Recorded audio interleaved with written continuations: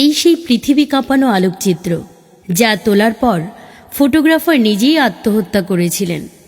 ছবিতে একটি শকুন বসে আছে কঙ্কালসার এক শিশুর মৃত্যুর অপেক্ষায়, যেন মারা গেলেই সে ঝাঁপিয়ে পড়বে লক্ষ্যবস্তুর উপর।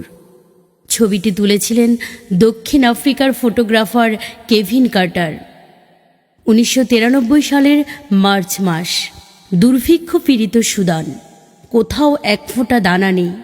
ক্ষুধার যন্ত্রণায় কাতর শিশুটি এক মুঠো খাবারের সন্ধানে আয়ত শহর থেকে আধা মাইল দূরে জাতিসংঘের খাদ্য গুদামের দিকে অগ্রসর হচ্ছিল।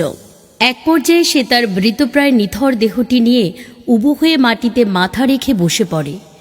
ঠিক তখন পাশ থেকে একটা শকুন লোলুপ দৃষ্টি হেনে শিশুটির মাংস ভক্ষণ করার জন্য প্রতীক্ষা করতে থাকে।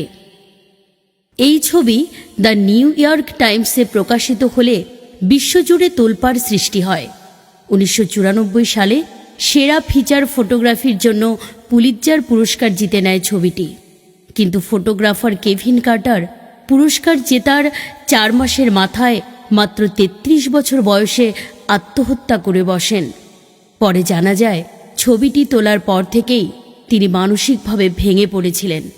মৃত্যুর আগে ছবিটির বিষয়ে কেভিন কার্টার তার ডায়েরিতে লিখেছিলেন, হে পরম করুণাময়, আমি প্রতিশ্রুতি দিচ্ছি, খাবার তা সে যত খারাপ স্বাদেরই হোক না কেন, আমি সেটা নষ্ট করব না।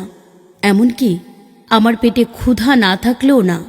আমি প্রার্থনা করি আমরা চারপাশের পৃথিবীর প্রতি আরও সংবেদনশীল হব এবং আমরা আমাদের ভেতরের স্বার্থপরতা এবং সংকীর্ণতা দ্বারা অন্ধ হয়ে যাব না।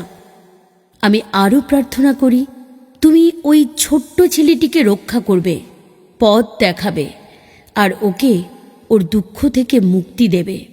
এই ছবি যেন মানুষকে মনে করিয়ে দেয় ওই শিশুটির তুলনায় তারা কতটা ভাগ্যবান, কারণ তোমার করুণা ছাড়া কারো ভাগ্যে একটি দানাও জোটে না। বিদায়।